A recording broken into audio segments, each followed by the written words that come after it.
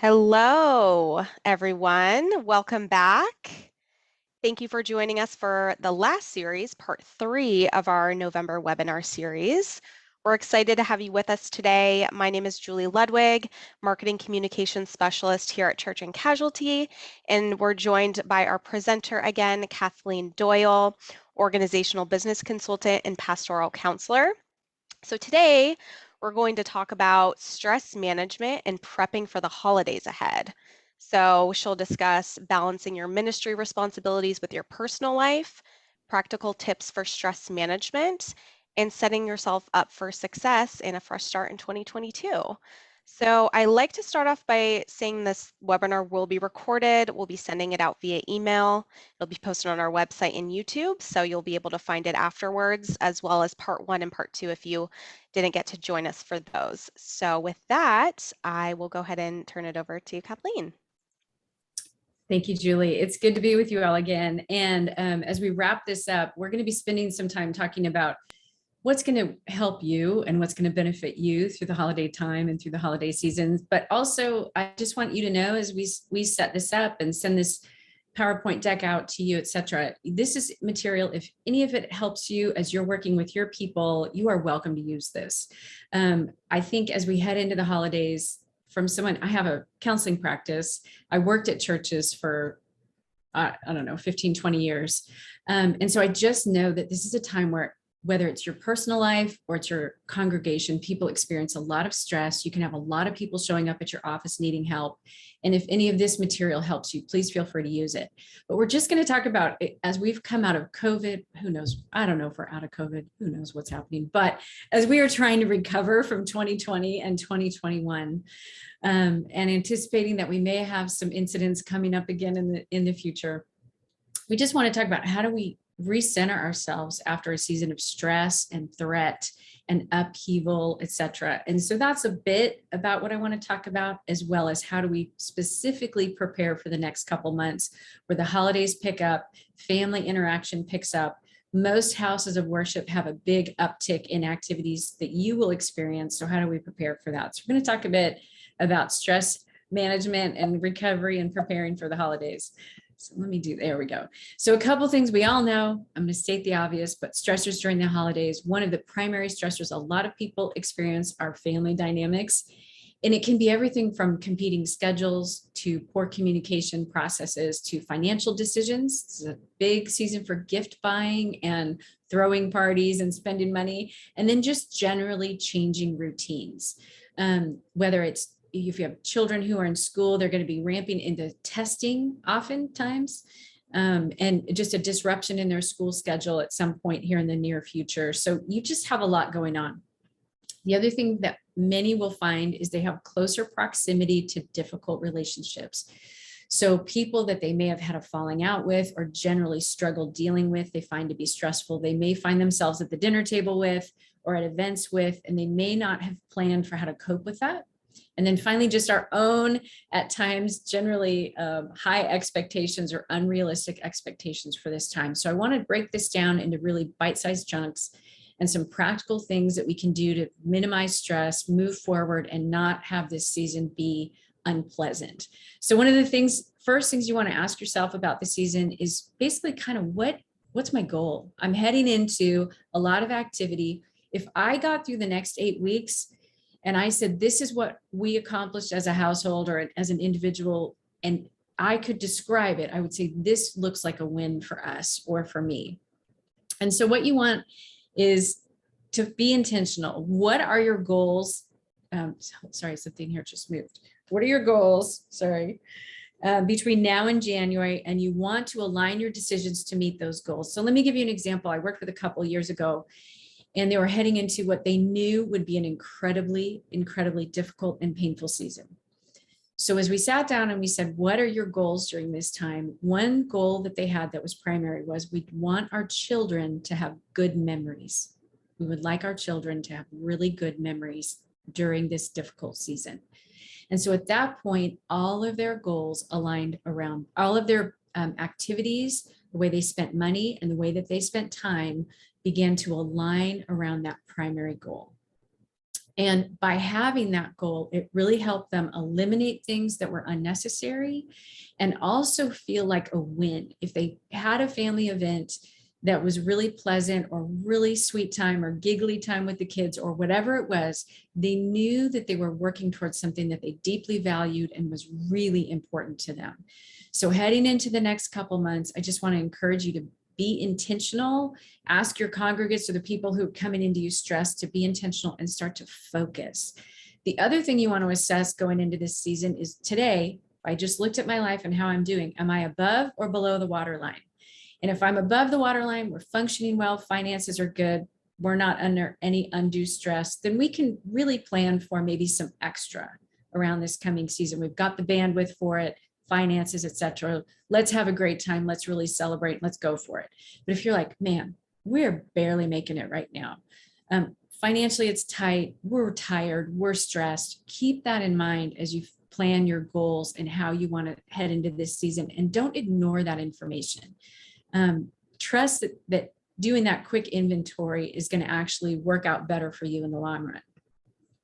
So what do we know that's coming? You're going to have a calendar that may be very, very, very busy. You're going to have people you're going to interact with that might be interesting and may present some challenging dynamics. And then you may have just your own expectations that you've got to check in with. So we're going to unpack that in a minute. And when it comes to probably the easiest win and the most practical thing that someone can do to reduce stress in the next 8 months, I am a huge fan of a family or a public calendar that you're working off of. When I do the counseling work I do, what I find is a lot of conflict is about chaotic communication around where people are going to be, what was on the schedule, and what the expectations are. And by not having good communication around that, you can have a lot of events pile up on each other. You can have people frustrated with who was supposed to pick up which responsibility. And it just is such a preventable, easy win to get a good calendar system out. So you want to map it out soon because the holidays are here. And you want to make sure you're really comprehensive. What's going on at home? So if you're married, if you have children, what's my schedule? What's my spouse's schedule? What's the children's schedule? What are their tests? What are their sporting events? Do we have any other significant family or friends who we also have to account for? Maybe you caretake for an elderly parent, or you've got people coming into town. Whatever it is, get it all out on the calendar. I have a bias and a preference for the big, huge public, almost, hard copy calendar. The reason being, you can, if it works for you, do whatever works for you. But sometimes the electronic calendars create conflict. Why did you add that without telling me? I didn't know that you deleted that event, etc. And so sometimes the shared electronic calendar has caused problems. But whatever works for you, make sure you get everything out on the calendar to clean up the communication quickly. Make sure you also consider your work life and any secondary side gigs. Just get it all out there. It's going to start you off on the right foot in terms of planning. Once you get your calendar out, it's going to be really helpful, especially for those of you who are married and negotiating with a family member. What are your non-negotiables and your negotiables? Again, that should align with your primary goal for this season. When you look at every party, every sporting event, if there's a banquet, if there is a family gathering, etc., this can sound a little cold, but you do want to assess return on investment. If we've got 30 things lined up on this calendar, how many of these things meet our goals and are worth the extra effort to do them? The reason being is we are all finite. We can only do so much. We only have so many resources. And if I don't factor that in before I start committing to a bunch of stuff, I'm going to find myself really drained. And when I'm drained and when you're drained, who gets the brunt of it? It's usually the people you live with. So usually the stress you feel shows up in your own home and continues to generate its own weather system. And you end up with more and more and more stress. So cleaning up the calendar, cleaning up the commitments, and getting realistic with what you can actually do is going to be a huge leap forward in terms of stress reduction. Another thing, as you're looking at your whole calendar, again, children's tests could be something on the calendar. Maybe you're going to do a big gathering and ahead of time some interactions are probably going to be stressful. What you want to do is build in downtime and recovery time. Many of us tend to neglect this. But if you know you're coming off a big shift in your lifestyle, we took a vacation, we were out of our routine, out of sorts, and you try to come back firing on all cylinders after something stressful or disruptive, what you find often is people begin to spiral down in greater and greater levels of stress.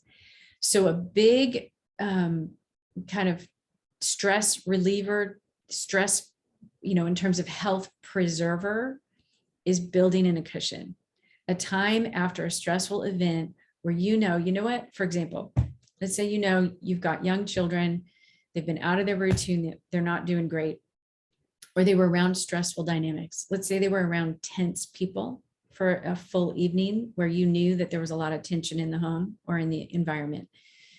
What you may consider is, how do my kids thrive? I know, for example, if they get up early and they're out on their bikes, or we go to the beach to build sandcastles, or we're out at a park and they have some time to run off some energy, we come home, have a fun lunch, and then I set them in front of low electronic events. They get their Legos out, they get a coloring book out. My kids will regulate pretty quickly. If, however, I haven't planned for them to be stressed and need to decompress, and the next morning we wake up, we sit around for hours, I give them pancakes and sugary food, and now they've been watching electronics for like 3 more hours. Now they're starting to fight, etc. Now I'm had it and I'm tired, etc. You can see that by not planning and by not getting ahead of it, knowing the kids may need a day to decompress, I got to think about how they do that best.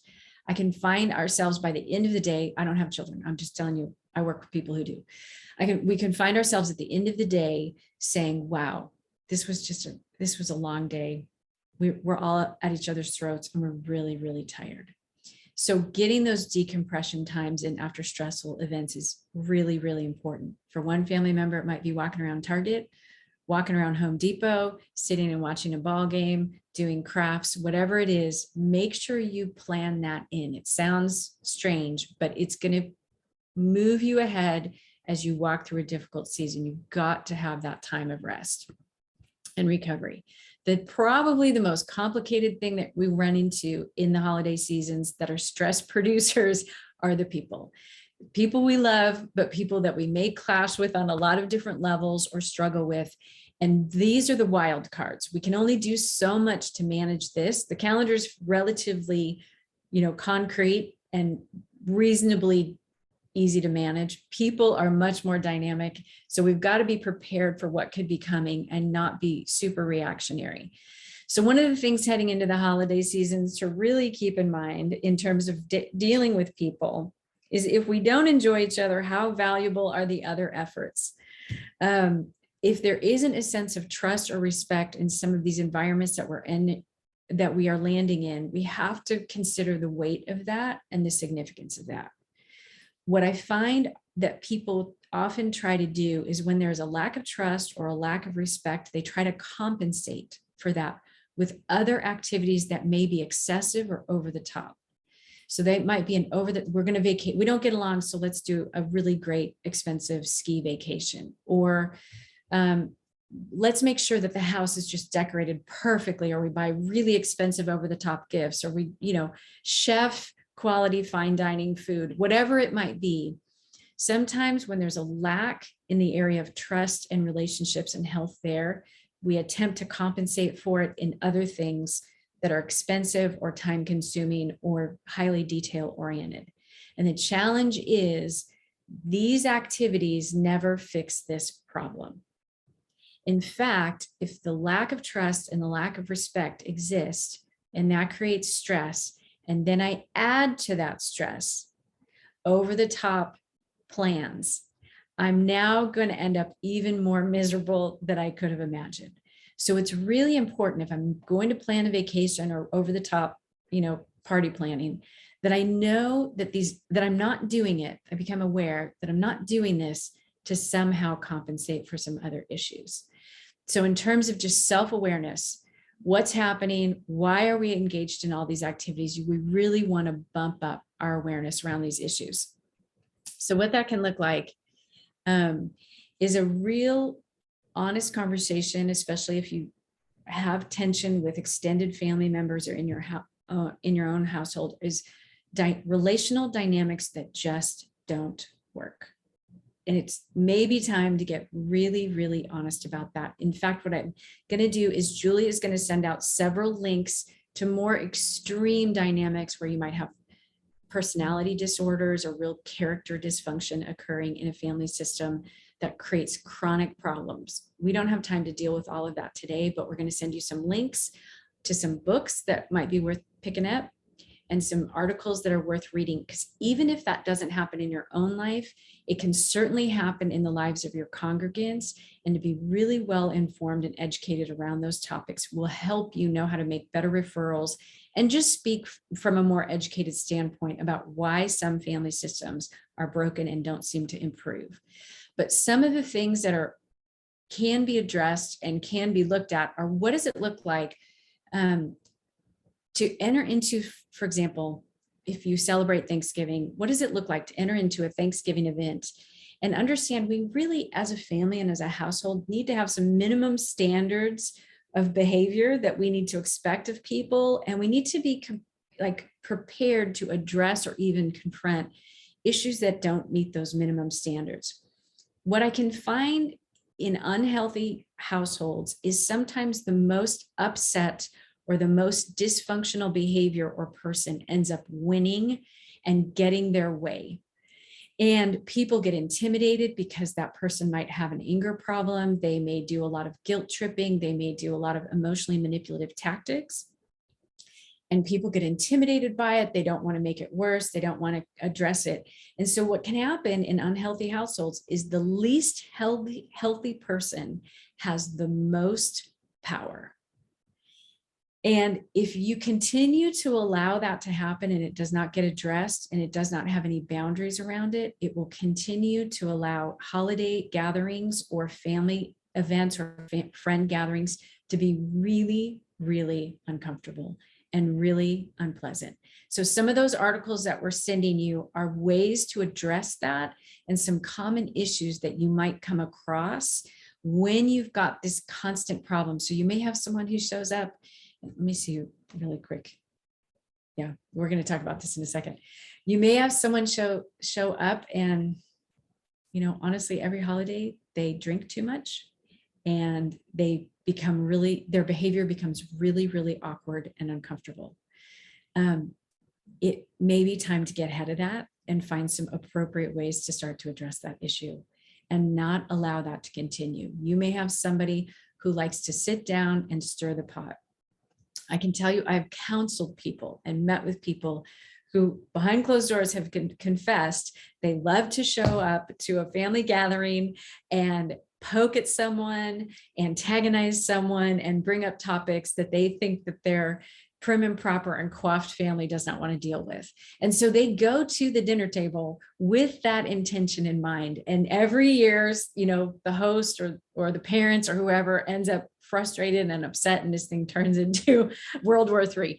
And so I just want to say that some of these dynamics that some households are experiencing are not accidental. There is a dysfunctional pattern under these behaviors and under these interactions.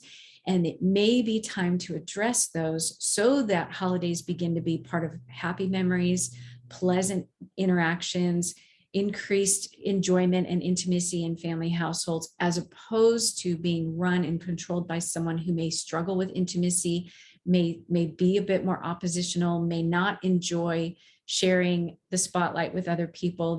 And so anyway, I just want to say that if there's a bigger pattern, it may need to be addressed. And we've got some articles for you on that. The other thing that can run into just dysfunctional behavior, and we're going to get into this with expectations, is just an attempt to mind read, an attempt to try to create an environment that everybody loves without good communication, without clarity. And in trying to do so, the person trying to create that environment puts undue stress and expectation on themselves. So it's important that you get a lay of the land, who's showing up, what does this look like, and how do we want to address some of the people issues that can show up in these gatherings? So a couple things I'm going to encourage you to have conversations about or to prepare for are just some tough topics. I would not encourage you to attempt to wing this if you are planning an event with your spouse, or you're co-hosting a gathering with other people. Some tense spots that come up will be vaccines, politics, or, like I said, chronic relational issues. Regardless, these are just hot topics for everybody.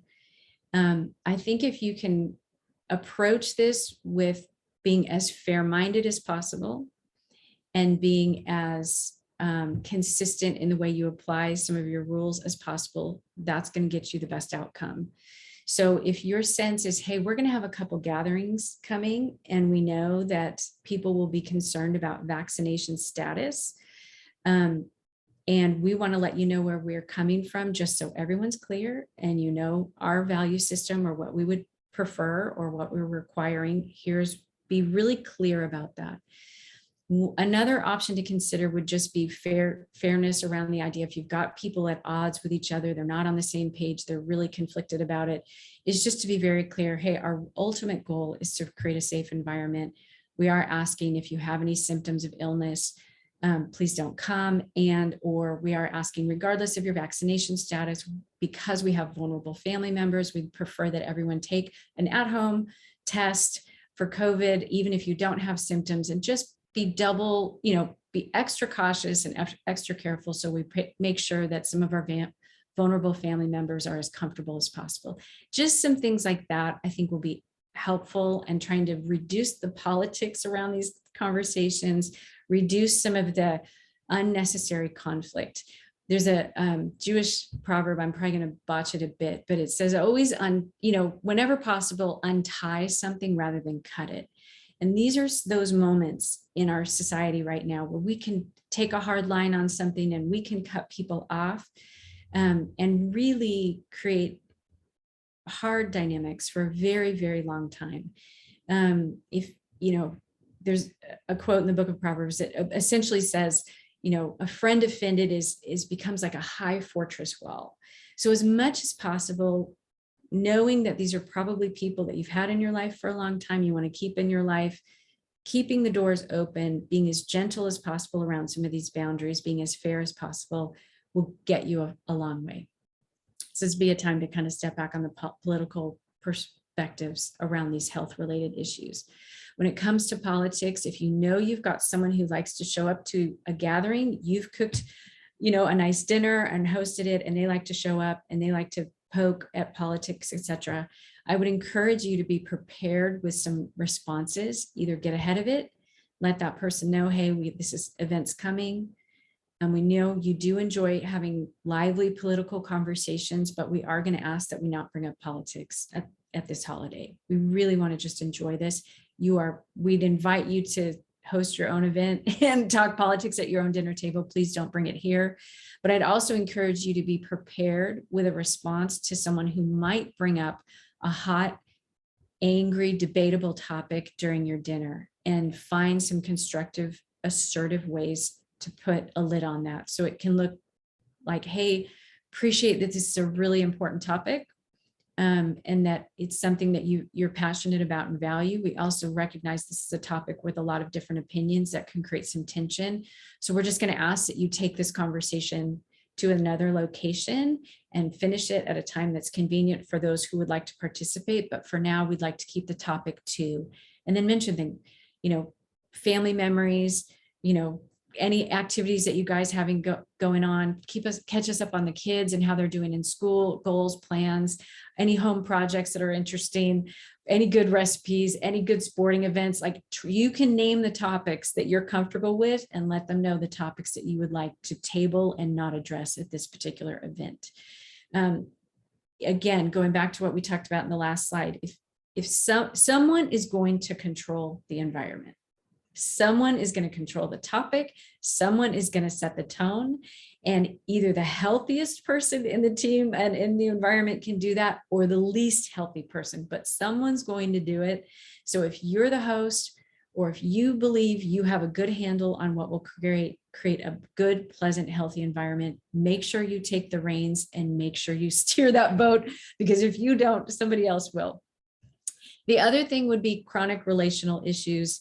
I mentioned that briefly, but you may have people who show up and they struggle with sharing attention. They tend to only be comfortable in environments where they are the center of attention. They don't show any interest in other people or other people's lives. And so they can tend to monopolize the conversation. Be good to get ahead of that and figure out ways to kind of keep the environment moving. We've had dinner. Now let's find ways to set up different environments where people can actually interact with each other and not set up an environment where this person is constantly able to dominate. They may not enjoy their evening. They may not enjoy the event. They may not come back, but all of your other guests will. And so you want to make sure you prioritize the whole system of family or friends and not just accommodate the one person. You may have other people who create a lot of drama around the holidays. They don't show up, they pick fights, etc. What you have to know, and the articles will address that, is sometimes people struggle to be in close gatherings because they have a lot of personal baggage. So it may be, hey, I don't want to be in a scenario where anybody's going to start asking me questions. I don't want to sit at a dinner table where someone might begin to make me the center of attention, because the reality is I have a secret life and I don't want to be put on the spot. And so I'm going to find a way to blow this whole scenario up because I don't want to get called out on anything. Or I have huge trust issues and I don't like to be put in an environment where it feels like we all have to be vulnerable and get along and enjoy each other. I don't know if I trust anybody. I haven't developed the capacity to do that. And now you're forcing me to be in a scenario where everyone's supposed to get along and trust each other. And I don't believe that. So I'm going to find a way to blow that up. So you may have chronic relational issues. That's where you want to get more educated on why people do these things. Those are the articles. And then you're going to want to develop a plan for how to deal with it, where you minimize the impact of people who struggle to have social interactions. And because they struggle to have social interactions, they may do things that blow up social interactions for everybody else. So you want to get more clarity around that so you can get ahead of it and not give that too much power in the environment. So I was just addressing this: prepare for the tough interactions, develop a plan, be honest about your own internal stress and conflict, and don't take that stress and conflict out on other people. Let's say I know I'm walking into a scenario and my mother is really demanding. She has super, super high expectations. She's very critical of me. This is not my mother, by the way. And I start carrying the internal stress of how she's going to perceive my ability to host this event. And I know I'm going to get nitpicked on. So I'm trying to get ahead of it, and I'm trying to plan for every possible thing that she could come at me with. And now all of that stress is starting to come out on my spouse and my children, because I want them to do everything perfectly so I avoid my mom's criticism. Imagine you guys can picture what I'm talking about. So I'm barking out orders at them and I'm letting them know they've done it wrong. And all my stress and tension is getting kind of meted out on everybody around me. It's really important that I get healthier about this and recognize, wow, my mom's chronic critical nature really stresses me out. And I've got to find better tools for managing that, because I'm trying to please someone who is impossible to please. Or I'm buying into her dysfunctional way of relating to me. I'm not sure why she thinks it's appropriate to come and criticize me constantly. I've got to break that pattern, and I've got to start setting boundaries with that. As I get a healthier relationship with my mom and my mindset about her, I will reduce the amount of tension I put on my loved ones. But if I don't get a healthier mindset about how I relate to, for example, my mom, my loved ones will pay for it. They haven't done anything wrong. They're not criticizing me all the time. They're not picking at me all the time, but they are getting the brunt of my stress. So if you find that you get tense when you think about being around a certain family member or being in a certain environment, it's going to be important that you or people that you counsel start to recognize, where is the stress coming from and how do I address that problem and change that mindset, even if it means I have to do some reading and get myself more educated on why this dynamic is so broken, or I've got to get into some counseling or something, but I've got to do something to address my tension and stress and why I get so wound up during this season, and no longer make that my loved ones' problems. So that's another thing you see, is this compounding stress when we're not clear where it's coming from and we don't have any plan to heal it or to resolve it. So one of the things that can look like when you're dealing with people or dealing with difficult situations is going to a more realistic assessment. We want to move away from who we think they should be to recognizing who they are. Some people do this really naturally, really intuitively. They're not trying to fix anyone. They're not trying to change anyone. They take people at face value, and then they figure out, this is how I'm going to deal with that person based on what I see.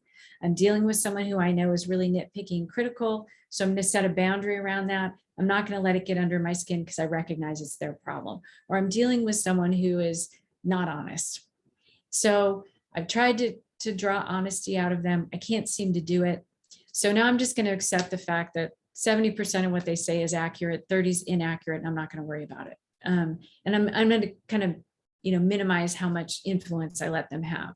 Some people, that's natural. They're really good at it. People who tend to be fixers, people who tend to be empathic, people who tend to be idealistic, look at bad behaviors and move toward, well, this should change. They shouldn't do it this way. They should be different. They can get on a real path of trying to change other people, and they can blind themselves to what they're actually dealing with. So it becomes really important heading into this season, if you have chronically difficult relationships or interactions, that you really allow yourself, if you tend to idealize or want to fix, step back from that behavior, get more realistic about what you're seeing and assess it for what it is, and decide what to do with the behaviors you're seeing. So for example, you may have someone who sometimes shows up and sometimes doesn't. Sometimes they're happy with the holiday gathering, and sometimes they're really mad and upset and, disappointed in how things go, and they let you know it. They do guilt trips. A healthier way to approach that is, wow, this is someone I can't quite figure out why they're unhappy. We have not been able to have any kind of meaningful or clear communication around why they're unhappy. So rather than me killing myself trying to set up an environment that they will come to, attend, and enjoy, I'm going to accept there's a bit of a volatility there. They probably need to work on that. And we're just going to try to enjoy our plans, enjoy a really nice event or evening, and not overly cater to trying to figure out this other person who tends to be on a roller coaster. You've got to let yourself off the hook and not allow those types of interactions to create a lot of stress and extra work for you. The other is just owning your limits. Similar to what I'm saying, now that I've got clarity about how they function, this is how I'm going to actually respond to that. So I can only do so much. I can only offer so much, and I'm not going to try to extend myself beyond that. A lot of people, especially I find people in the faith community, you have I think a disproportionate number of people who are empathic, which is wonderful, a disproportionate number from the normal population of people who are caretakers or fixers in relationships. And so they may need a little extra care, a little extra instruction, a little extra permission to set these boundaries, because they will tend to overextend themselves, drain themselves, and not really get a good return on investment. All of their efforts are not improving the relationship, not improving the dynamic in any meaningful way, but those efforts are costing this individual a lot. They're very stressed. There's a lot of tension in their own household, and they're not actually doing well. So having some conversations around these boundaries and building in better assertiveness and better permission can get them a lot and go a long way. So in addition, we may end up closing a little bit earlier. For yourself, as you're heading into a lot of events around the calendar, your house of worship calendar, clarity about your own expectations. What is a win for us? And what am I expecting this to look like? And then clarity around what you can and cannot control. Again, pulling back from people-pleasing activities and behaviors or unrealistic hopes that you can create more than you can. So even going into some of the holiday activities at your house of worship, just recognizing our job is to have this well planned, however you approach this, but pray this through, good conversations, good preparation, sort of set the table for an environment of worship, set the table for an environment that captures some of the sacred or solemn nature of this season. And that's our job. And then people are invited to come, and what they bring to the table, their posture, their openness, their attitude is half the recipe. So all we can do is set this a certain way and then invite them to show up, but they have a part in their posture and in their outlook and in their openness. And if you have lower attendance than normal, or you have people sitting there like this or falling asleep, things that can happen when people come in for only the holiday events, you have to let that go. You have to let that be on them.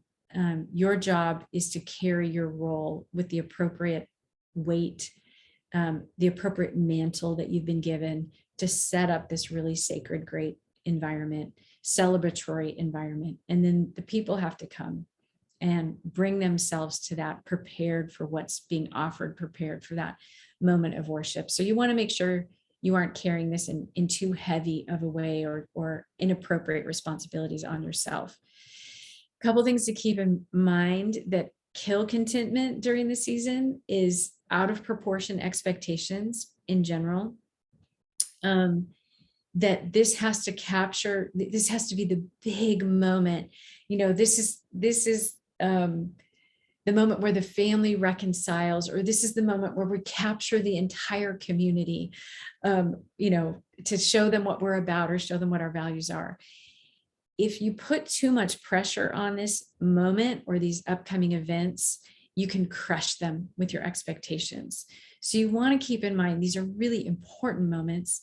These are sacred moments. These can be very enjoyable moments. And there will be a next, event. There is a day after. There is a Sunday after, or whatever it might look like for you. Keeping in mind, this is so important, and life goes on after this moment. There's plenty of other moments to create great experiences, to reach out to our community, to have a wonderful family gathering. So this isn't the end all be all. It's just a day on the calendar. It's just a moment to hopefully capture, but don't put too much pressure on it. You will crush it if you put too much pressure on it. Overly complicated plans, people have a hard time editing the calendar, editing an event, really assessing how much do you have to give, only give that much. Overly complicated plans can tank the overall purpose. We're here to have a great time, but we're so stressed planning for this thing. We're so overwhelmed that we're actually fighting with each other. Now we've lost the overall goal. Comparison or living in the past. What are other people doing? How did we do this in the past? And trying to recapture something, or trying to recreate something someone else has, and not enjoying the resources you have, the people you have, the opportunity you have, being in that moment and enjoying it. That will also be a contentment killer. And inflexibility. It's a new season. We have to maybe look at this differently. We've got grown kids, and we have to share them with the other family members, with the in-laws. We've moved, people have changed lifestyles. Flexibility to keep the goal, like the real goal is to enjoy each other and be together. If we have to budge a day, if we have to shift the hours a bit, if we have to approach this differently, but we keep the goal of actually, we shifted the day and we had a great time, goal was met. We had to become a little bit more creative about how we do things, and it was wonderful, and it was a great memory, goal was met. So just staying really flexible during this time can help keep contentment high, and disappointment and frustration and irritation much lower. And finally, going back to the beginning, it's just, again, keep going to your primary goals. If your goal is, again, going back to the couple I mentioned at the beginning, let's have a great time with our kids. That can affect the way you budget. You can make the decision of like, hey, what our kids really, I could buy the kids $500 worth of new toys, but what they really love is for me to sit with them and build something with their Legos, or decorate cookies together, or throw the ball around in the backyard, or something like that. That's what my kids really love, or drive around and see the lights, neighborhood lights. Invest more in that. and save the money for something else. If you know you're totally booked and packed, and you know that this is going to be a stressful time, and you like to have the house clean and neat, but you're stretched out and maxed out on your schedule, hire someone to come and do some housekeeping for you. Get the house ready before the relatives come. And maybe now you just tidy up, the few hours before they get there. But plan for lack of stress, plan for building the best possible memories, plan for what's most important. And anything that will, if putting lights up on the house is great, and that's a great memory for everybody, but you can't put the lights up on the house and do 10 other things, then put the lights up on the house. Putting the lights up on the house makes you completely angry. And so you want to choke someone when that's over, hire someone to put the lights up on the house, or don't put the lights up on the house. But when you get committed to secondary goals and they crash the primary goals, you're in diminishing returns now. Keep your primary goals and let everything else fall in line with that. So with that said, we're ending a little bit early on the regular talks. Julie, we can go to the questions if you're ready. But when we're heading into these times, planning ahead, calendaring ahead, preparing and having a plan for the worst can really save a lot of reactionary drama and unnecessary chaos. And a little bit of planning now can smooth quite a few things out so that this 2021 holiday season is filled with more good memories than bad memories, more rest and happiness and joy than stress and conflict and frustration.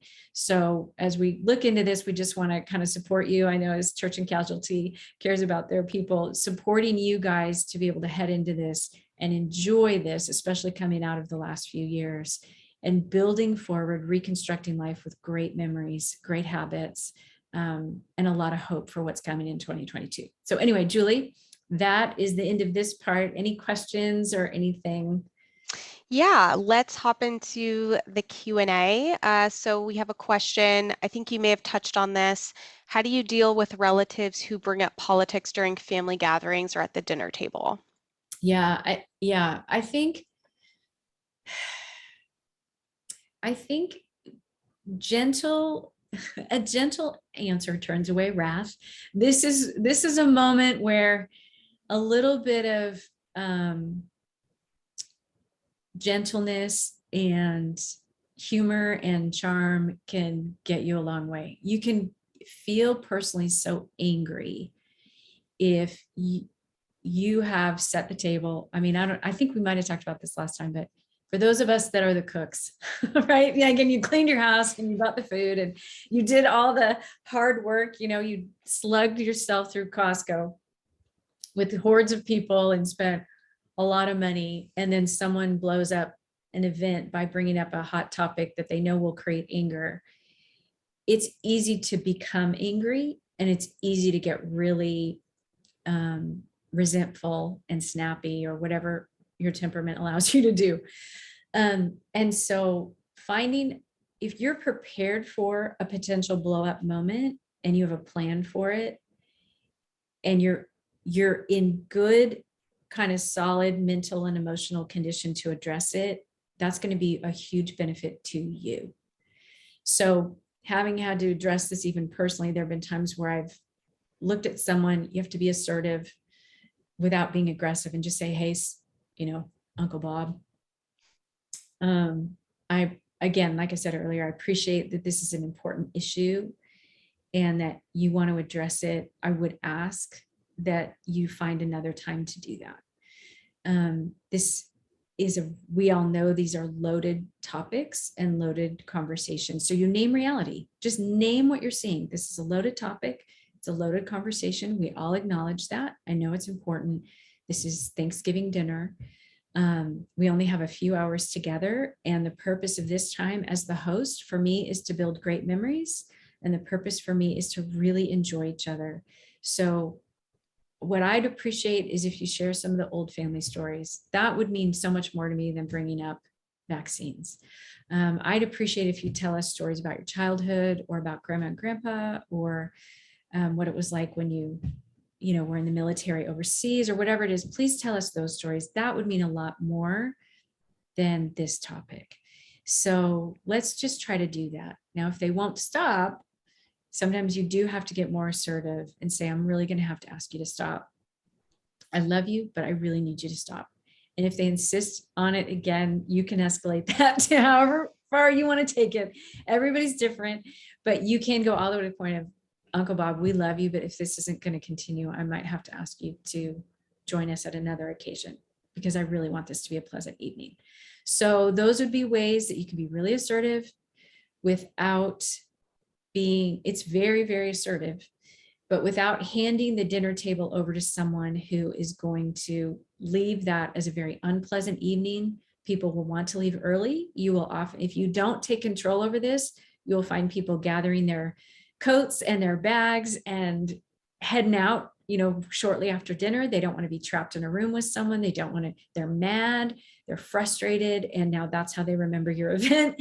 And so that's again, where someone's going to have to steer the ship. And if you're the host and you're not comfortable with that kind of conflict around the dinner table, find assertive, gentle ways to redirect that with some positive, give them direction, like give them things you want to talk about. That's always a huge benefit. So yeah, you can try that. I love that. Next question. What do you do if your spouse likes to spend a lot of money on gifts for other people and you don't? So, this is one of those moments. If you haven't already developed a budget for your household, you can try. Sometimes once the wheels are in motion and people start getting their creative thinking about how they want to spend money, it's hard to say, let's create the budget today.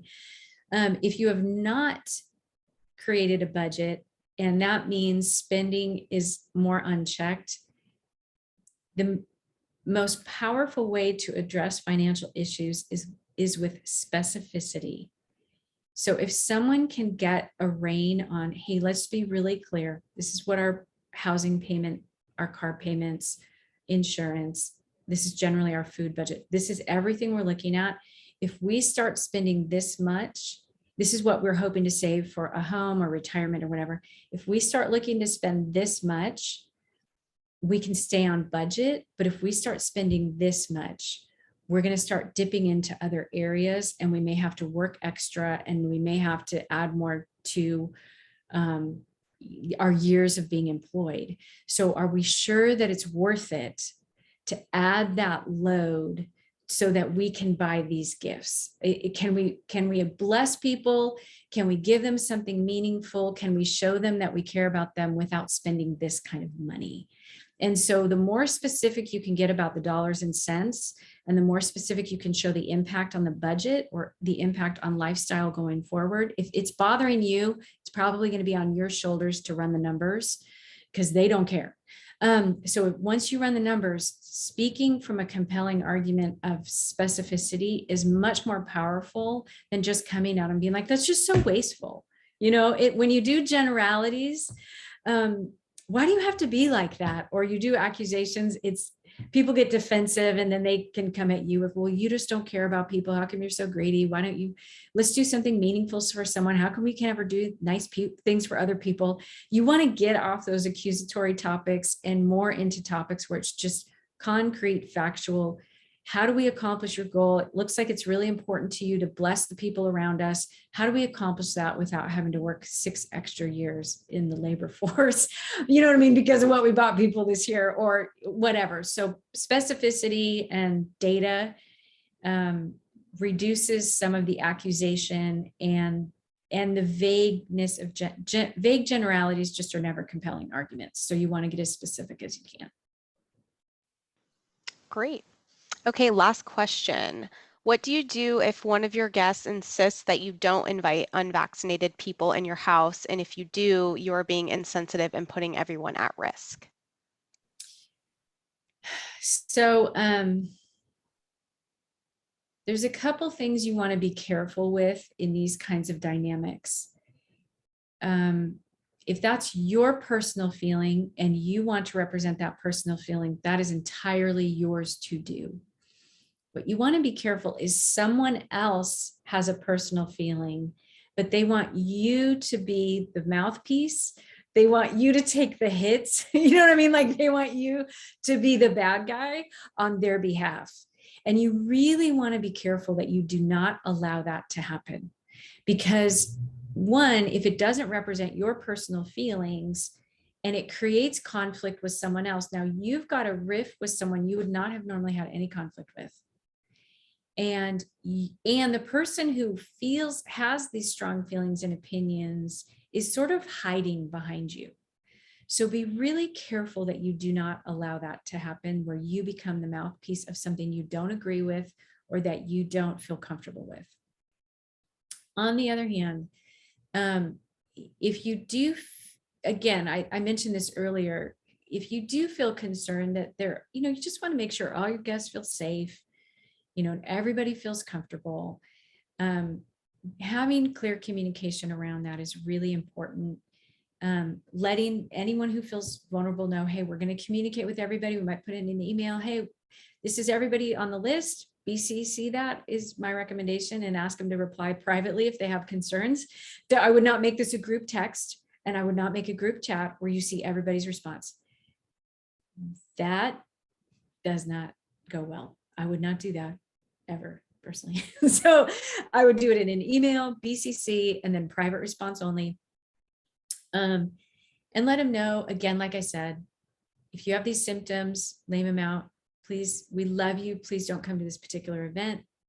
We will make sure that the house is properly ventilated, so plan accordingly. You know what I mean? So, I've been to a few of those events where it's the dead of winter and we keep the windows open, and just to make sure that we're not trapped in a house with breath. And so, just whatever it looks like, though, let them know these are our protocols. We are asking you to get a test before you come. Please don't come if you have any symptoms. And we're going to do a little bit of extra ventilation in the home, or we're doing this out in the backyard. We have that luxury in Southern California. I know most places don't.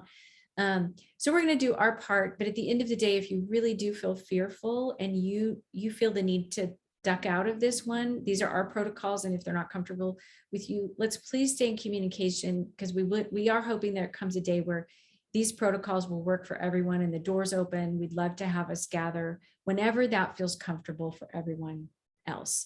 So again, don't cut, you want to not cut things, you want to untie them and just go, hey, if we can't do it all together this time, let's make sure that as soon as we're all comfortable, we can all gather in the same room together again. But don't let one person make you their mouthpiece or fight the battles that they need to fight for themselves. Do whatever you feel is most comfortable. You can stand by it. If people are upset by it, you can live with it. But you're not taking the hit for someone else. That will cause stress and resentment and frustration. So don't let yourself be put in that particular situation. Great. All right. Well, thanks so much, Kathleen. Thank you for your time. Thank you, everyone, for tuning in. Look out for an email from me with the recording. And hope everybody has a great day, and we hope to see you next time. Okay, enjoy the Bye. holidays. You too.